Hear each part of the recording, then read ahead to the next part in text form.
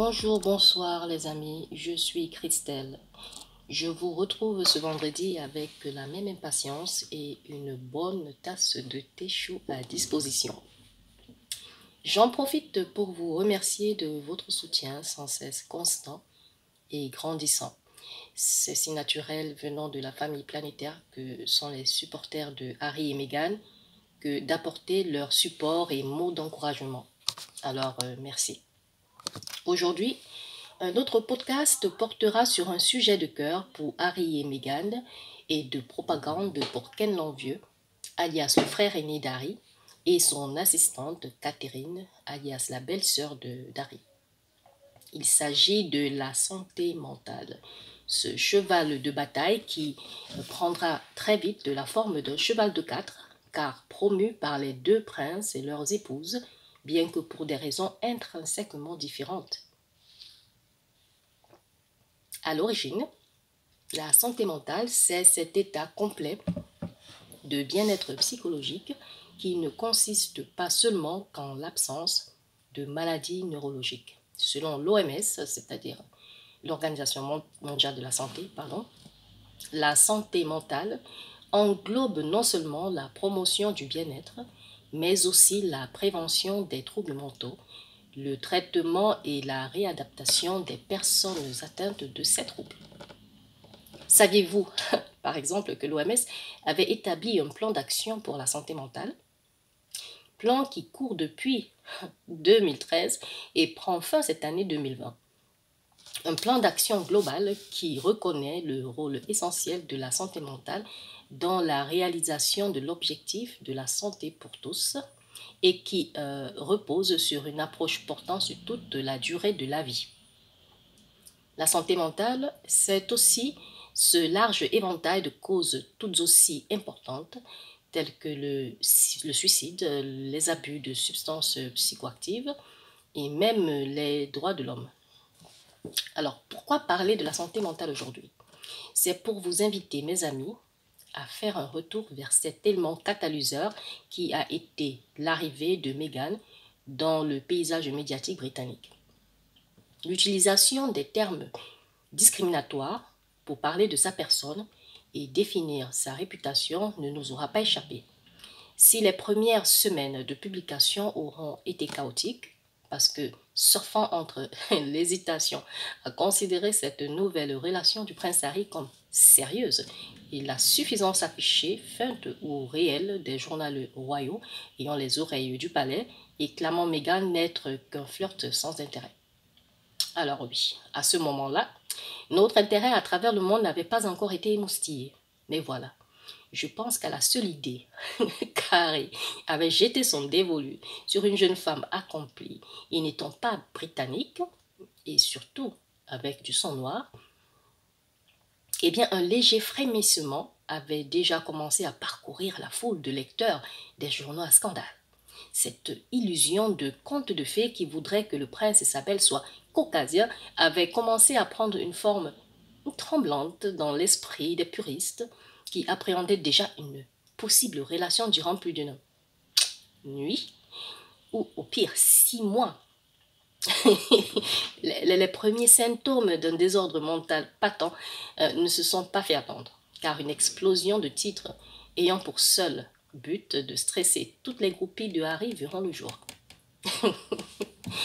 Ah, oui, mesdames et messieurs, nous pouvons reconnaître encore aujourd'hui que les principaux détracteurs et détractrices de Meghan sont justement ceux-là qui, dans leur fantasme, se voyaient déjà, pour les unes, belle-mère de Harry, ou carrément petite amie de celui-ci, et au mieux sa femme. Et pour les autres, beau-père, ayant presque un pas vers les titres royaux via une potentielle alliance avec leur fille. Bref, pas de place aux sentiments et surtout pas ceux d'Harry. Avec un instinct de possession ayant aveuglé les 3/4 de la population, le pauvre Harry était condamné de par les désirs du contribuable royaliste britannique à subir et plutôt que de se rebeller, à être reconnaissant du traitement administré à sa personne. De plus, Il devait s'estimer chanceux de voir sa vie, ses faits et gestes contrôlés et ses idées appropriées sans espoir de faire entendre sa voix, ses valeurs et ses visions pour un futur s'étendant peut-être, sûrement, sur des générations. Alors, comment ne pas se sentir étouffé, et ce dans tous les sens du terme? Lors d'un de nos podcasts francophones où je vous parlais d'Harry et de son honneur, je vous rappelais également le fait qu'au décès prématuré de sa maman, Harry ainsi que ce qui lui sert de frère n'ont pas eu droit à une thérapie suivie pour les aider à assimiler le choc de cette perte. Harry, quelques 20 ans plus tard, nous apprenait qu'il avait décidé de son plein gré de voir un spécialiste et tout gracieux qu'il est, notre Harry avait donné du crédit à son frère en nous faisant croire que ce dernier lui en avait suggéré l'idée. Sans commentaire. Pourquoi j'en doute? Simplement parce que je me rappelle encore de ce fameux titre, quelques mois avant qu'Harry, sa femme et son fils ne plient bagage, où le Ken de Rose, à coup de gros titres pompés par ses hommes de main, nous faisait savoir qu'il s'inquiétait pour la santé mentale de son frère alors que ce dernier, devant les caméras du monde et sans le vouloir, relâchait une pression nerveuse que seule une personne étant arrivée au bout d'un long chemin fait d'embûches et de tortures en tout genre pouvait exprimer.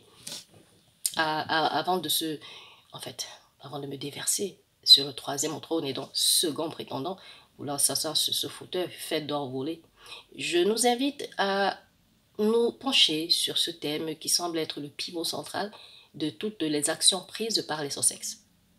Je m'explique. Que ce soit pour fonder les Jeux d'Invictus, afin d'élever l'esprit et donc de motiver les soldats blessés et handicapés de guerre, ou alors créer des associations telles que Shout Out, assistant au bout du fil quiconque veut exprimer ses sentiments les plus profonds et destructeurs, tels que son angoisse, sa peur irraisonnée, sa solitude, son stress, etc. Ou encore la co-création de la toute première fondation d'Harry, Saint-Abalé, pour les orphelins de parents morts du VIH-Sida, afin qu'ils se sentent accompagnés et compris. Le point saignant, vous en conviendrez, reste toujours l'être humain au centre de l'échiquier. Meghan n'est pas en reste, car son soutien sans faille à l'épanouissement de la femme parle aussi du bien-être de cette dernière, que ce soit dans l'éducation, le travail ou la vie de famille, car une femme heureuse, bien dans sa tête et dans sa peau, est une communauté en bonne santé. Bon, cela, c'est moi qui le pense. D'accord? Par exemple, aujourd'hui, je discutais avec une connaissance devenue une amie et elle m'a rappelé cette citation de Voltaire qui dit le travail éloigne de nous trois grands mots. Donc, le travail éloigne de nous trois grands mots. L'ennui, le vice et le besoin. Oui, je suis une férue de littérature ancienne. Et pour ceux que cela intéresse, cette citation est issue de l'œuvre littéraire française Candide ou l'optimisme de Voltaire. Alors, bon, retour à la réalité. Parfois, je m'évapore. Ok, retour à la réalité, bien que cette situation reste d'actualité, d'accord? Alors, la santé mentale pour les Sussex est un thème qui leur parle intimement. Car si Harry a fait le choix de travailler sur lui pour remettre sa vie sur les rails et que Meghan a pu s'élever et ensuite s'échapper de l'environnement toxique qu'avait développé sa famille paternelle et certaines mauvaises amitiés dont il a fallu se défaire, le plus important au bout du chemin est qu'ils ont ainsi pu trouver leur propre vérité. En faisant tomber les barrières intérieures, telles que le sentiment de devoir et de gratitude mal placé, qui psychologiquement les liaient à des entités ne travaillant pas en leur faveur, Harry et Meghan ont su faire la paix en eux-mêmes et ont décidé, pour le bien-être de leur petite famille, de prendre le large, sans se sentir coupables de choisir le bonheur à une servitude imméritée. Ce qui nous ramène à cette citation devenue le credo et le chant de marche vers une paix intérieure absolue de Meghan. Les compliments, comme les flatteries, glissent sur moi sans heurte. Et je me sens libre. C'est une citation par George O'Keeffe. Et si vous vous rappelez, elle a bien voulu la partager avec nous il y a presque 2 semaines. Vous vous en souvenez? Alors, la volonté commune des Sussex à se lancer depuis 3 ans dans une campagne de sensibilisation des méfaits à ignorer la protection morale et mentale des personnes fragiles vient donc du vécu. Permettez-moi de faire un petit break et de susurrer mon thé. Alors, merci. Nous ne ressasserons pas les abus de la presse et des médias sociaux qui, nous devons le reconnaître, n'ont pas cessé malgré le départ d'Harry et sa petite famille. Mais combien de personnes en chemin ont pâti de l'influence néfaste des journaleux? Combien de personnes, bien que ne connaissant Harry et surtout Meghan ni d'Adam ni d'Ève, ont vécu par procuration les vilipendéries faites à une jeune femme enceinte, la privant presque de ses moments de communion avec son fœtus? Et pourquoi? Le plaisir d'apaiser un ego déjà surdimensionné par le seul fait pompeux d'avoir des sources au palais de Tampon et au palais de Cambridge. L'état de bien-être que doit procurer la santé mentale nous a été arraché. C'est comme ça que je vois les choses. Car dès le moment où les droits d'être humain de Meghan et de son fils leur ont été déniés, la planète du web a vu beaucoup de ses citoyens se réveiller en protestation et des plateformes de soutien, surtout moral, ont vu le jour. Si nous avions été dénués de tout sentiment et avions juste ignoré l'état déplorable dans lequel notre duchesse s'est retrouvée vers la fin, que serait-il advenu de cette jeune famille? Vous allez me dire, ou penser que je fais dans le mélodrame, mais ceux d'entre nous qui ont vécu ces 3 ans et demi ne sauraient nier l'inévitable. Alors oui, ce thème a une résonance toute particulière pour les parents de Archie, ce qui rend encore plus crédible leur engagement à défier tout ce qui affecte le bien-être psychologique de beaucoup. Au nom de la torture mentale qui leur a été infligée par les médias britanniques, ainsi que les commentaires postés ici et là par des haineux sans vie, au nom des personnes victimes de ces agissements qui pour certains auront poussé jusqu'au suicide, au nom des personnes n'ayant peut-être pas les ressources nécessaires pour se défendre, bref, au nom des sans-voix, notre rouquin de prince et sa belle aux yeux pétillants ont décidé de saisir les reptiles de la désinformation et de la misconception par leurs membres vitaux et les exposer au nu. Nous avons pu ainsi voir en fin d'année 2019 le début d'une chaîne de poursuites légales, surtout judiciaire, des Sussex à l'encontre de la presse locale britannique. Les supporters du couple à travers la planète ne se sont pas tournés les pouces pour autant et ont amassé des tonnes de preuves en ligne pendant que les responsables et colporteurs d'histoires sans fait ni preuves essayaient tant bien que mal d'effacer les derniers résidus de leur implication en ligne. Ce gros coup de pied légal dans une fourmilière ne se nourrissant que des malheurs résultant d'actes illégaux posés par des journaleux véreux et de la soif sans cesse inassouvie d'un lectorat ignorant, envieux et crédule, aura au moins eu le mérite d'ébranler cette immense machine qu'est la presse nationaliste britannique. Alors à eux seuls, Harry et Meghan auront réussi à attirer l'attention du reste du monde sur un système monarcal éraillé et dont la crédibilité ne dépend que de l'humeur de la presse locale.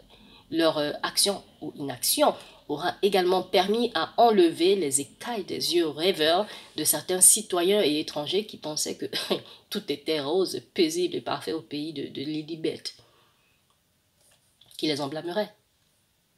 L'image projetée par les médias du monde entier dévoilait une famille vivant sur une autre planète, intouchable et regardant ces sujets d'en haut et de haut. Sujets qui, soi-disant en passant, devaient se sentir fiers de contribuer au train de vie de figures royales qui ne faisaient qu'exister et ne conservaient sur leur visage qu'un sourire figé, preuve de leur intérêt pour autre personne. Enfin. Bref. Désolé, j'ai l'air de m'échauffer, ce n'est pas faux. Car cette situation, lorsqu'on y pense, est aussi en elle-même l'expression d'une instabilité mentale se jouant entre ceux qui se croient supérieurs à leurs concitoyens mortels et ces sujets qui acceptent avec une révérence accentuée et une bonne dose de fierté d'être tenus à bonne distance parce que n'ayant pas le sang bleu, à part le crabe appelé arthropode ou crabe au sang bleu, je ne me demande qui ou quoi d'autre a du sang bleu, mais bon, je me comprends. Mais revenons à ce cheval de bataille, d'accord, si cher à nos tourtereaux, qu'est la sensibilisation pour la santé mentale et dans la santé pour tous, voulez-vous? Les Sussex, ayant la conviction de leur valeur, pour eux, avaient déjà décidé, quand ils étaient encore en Grande-Bretagne, de promouvoir des plateformes sonnantes et trébuchantes. En fait, je me reprends. Quand je dis qu'ils avaient décidé de promouvoir des plateformes positives, cela changeait la direction que les médias tenaient tant à promouvoir, okay, pour des raisons d'argent. Alors, plusieurs causes caritatives avaient ainsi fait l'objet d'adhésions et de contributions de la part des supporters de Harry et Meghan. Ce simple geste de sensibilisation avait ouvert des portes de connaissances et de découvertes à beaucoup d'entre nous. Des groupes de soutien moral, de pensée positive, d'action de générosité et même des hashtags motivateurs qui avaient vu le jour. Cette rectitude humaine a voulu et surtout à vouloir partager le bien et apporter le sourire sur des visages parfois aigris ou ridés. Ben oui, les Sussex ont su rendre crédible et concret le désir de leur cœur. Rien qu'en en parlant, pour que personne ne se sente isolé de cette conversation. Vous comprenez? Si pour eux, c'est un sujet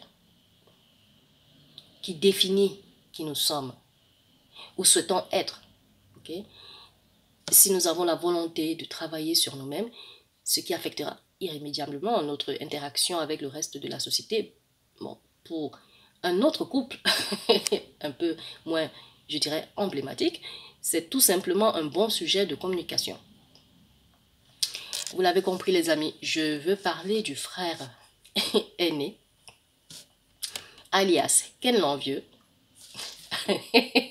alias l'homme qui se promenait sans but dans le jardin de roses, et de son épouse, alias son assistante, ou plutôt son assistante, pardon, alias Catherine la Grande, alias le papier carbone, alias celle qui prendra sa revanche sur tous quand elle s'assiera sur le trône d'Angleterre.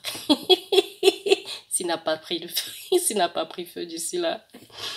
Enfin, il paraît que le mensonge prend toujours l'ascenseur et la vérité prend l'étage, mais arrive toujours au sommet. Okay? Ceci, c'est simplement pour dire que pendant les 10 premières années de leur, je dirais, arrangement, quel qu'il ait pu être, les Clownbridge n'auront jamais fait écho de leur intérêt pour la santé mentale de qui que ce soit. Et encore moins démontrer une certaine disposition à vouloir faire campagne dans ce sens. Alors les premiers échos d'une équivalence à ce sujet verra subitement le jour quelques mois après leur mariage en 2011, avec pour vecteur conducteur Harry. Sous les encouragements d'une presse qui leur était à l'époque pourtant très critique, et les étiquetant comme étant des paresseux et partisans du moindre effort, Ken et son assistante avaient sorti leur carte maîtresse pour apaiser les foules. Et oui, vous l'aurez deviné, encore Harry.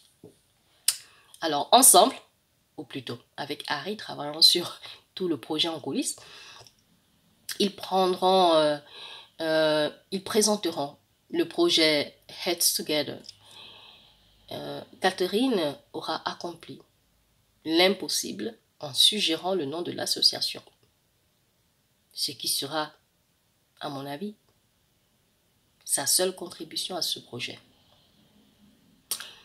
Au fait, quelqu'un pourrait me dire dans les commentaires où en est ce projet à l'heure actuelle, vu que les Clownbridge l'ont hérité à la fracture de la Fondation Royale. Merci d'avance. Je ne vous parlerai pas de la façon avec laquelle, dans la vidéo de présentation, dans un jardin avec les trois assis à un banc, avec le mari de ses rêves en face, et l'homme qui lui a offert la position sociale rêvée par sa mère à sa gauche, Catherine de Russie, en fait, je voulais dire Catherine de Grande-Bretagne, essayait d'expliquer l'importance que Heads Together avait pour son mari et elle. Prince Harry, écoutant respectueusement et l'encourageant même avec des débuts ou des fins de phrases. Bref.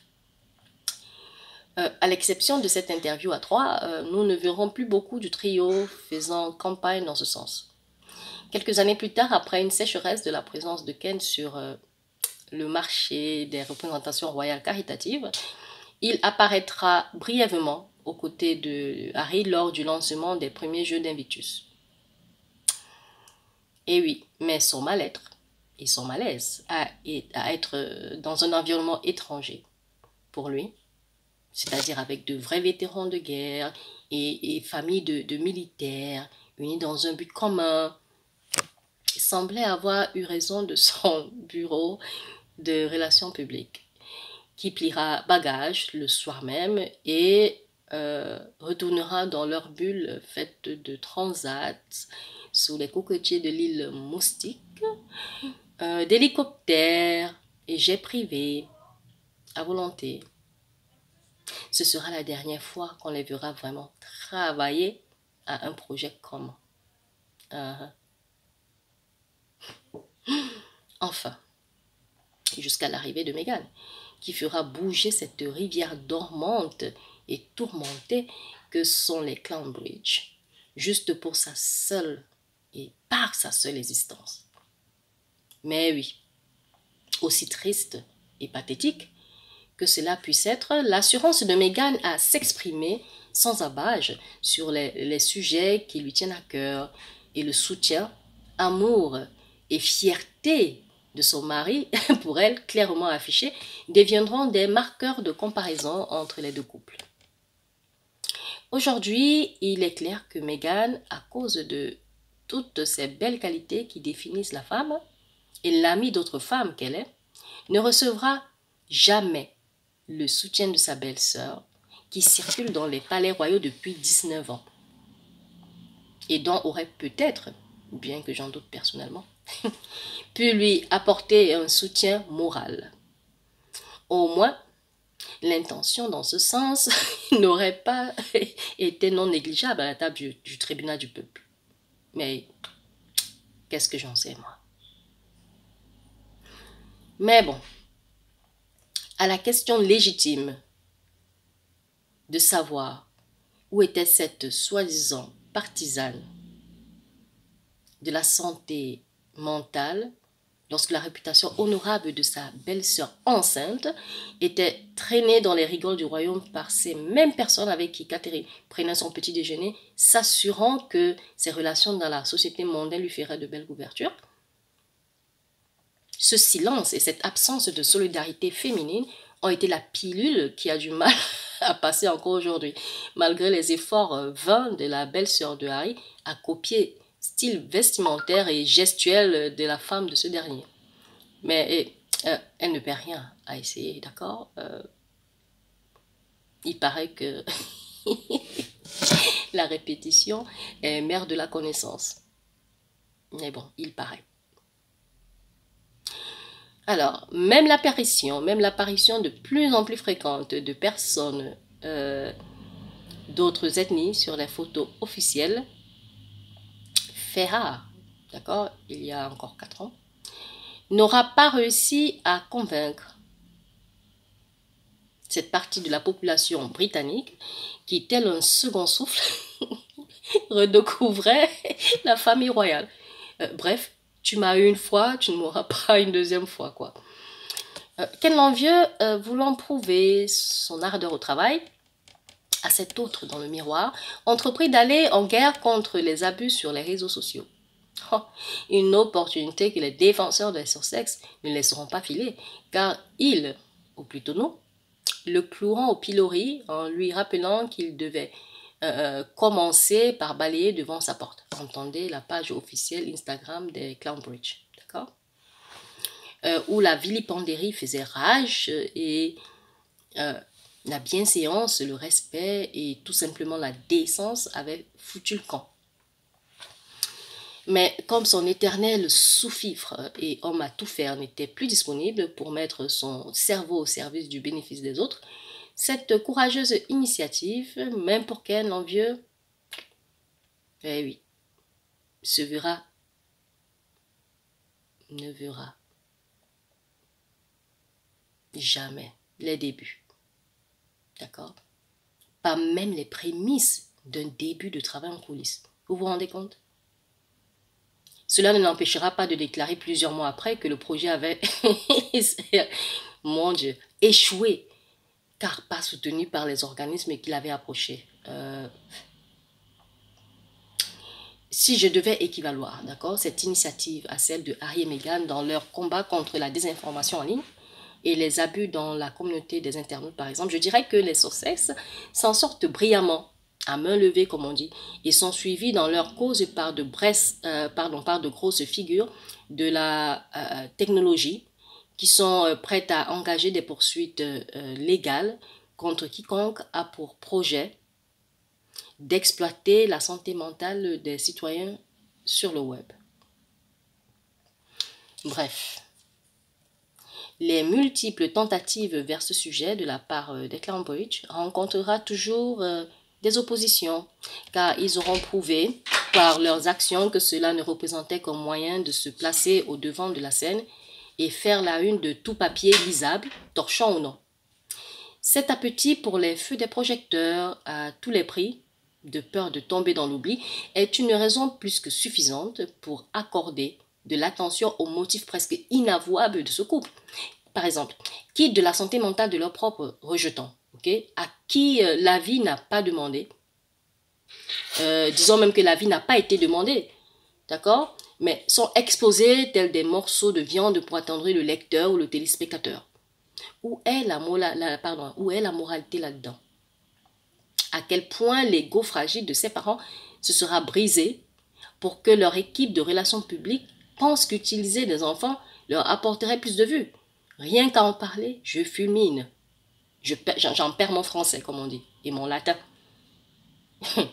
D'où ma référence, par exemple, au cheval de Troie, qui fut utilisé pour des raisons peu honorables afin de flouer une audience hostile. Sauf qu'ici, ce cheval de 4 ne floue personne d'autre que ceux qui utilisent la santé mentale comme animal de foire pour justifier de leur paresse et de leur désintérêt pour tout ce qui n'est pas eux. Alors, ting ting. Oh, alarme successive, les amis. Cette semaine, nous avons été occupés, d'accord, à donner une fois de plus des interviews d'importance.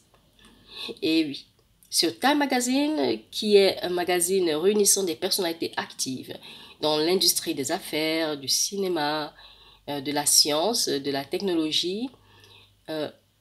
Bref, Harry et Meghan ont joué les modérateurs et journalistes en herbe, mais de qualité, en participant à une série d'entretiens. Alors, il fallait poursuivre les conversations en direct, s'enregistrer sur le site de Time Magazine. Je l'ai fait et je ne le regrette pas. Les échanges étaient sains, vraiment, intellectuels, constructifs, innovateurs et parfois pleins d'espoir pour le futur. Le thème était en grande partie comment assainir le milieu de la communauté du net en évitant des publications toxiques qui non seulement se rapprochaient plus de la désinformation, mais mettaient également en péril la santé mentale de ses utilisateurs. Quelques responsabilités pour les médias dont le seul but étant de générer des clics et se faire toujours plus d'argent. Quelle solution pour contrecarrer les fausses accusations et les contenus inavérés, mais tellement repartagés qu'ils paraissent réels à la fin? Comment, en fonction d'un algorithme étranger à l'utilisateur, ce dernier était redirigé vers des pages qui possiblement changeraient sa perception de la société et des autres et pas toujours dans le positif? Autant de questions qui, pendant presque 120 minutes, auront captivé les téléspectateurs, les spectateurs et nous auront sûrement éduqués pour notre propre bien. Pour finir, sur une note encore plus positive, les amis, roulement de tambour. Archwell! Archwell est officiellement lancé! Yes! N'oubliez pas de vous rendre sur Meganpedia YouTube, Instagram, Twitter pour cliquer sur le lien et vous enregistrer pour souscrire au site. De bonnes odeurs émanant de la cuisine des Sussex, je vous le dis. Bon, les amis, c'est ainsi que prend ce podcast. Je vous invite à vous laver les mains, à les désinfecter et de toujours porter votre masque en public et entre les repas au restaurant. Prenez soin de vous et à nous revoir à la semaine prochaine. Au revoir.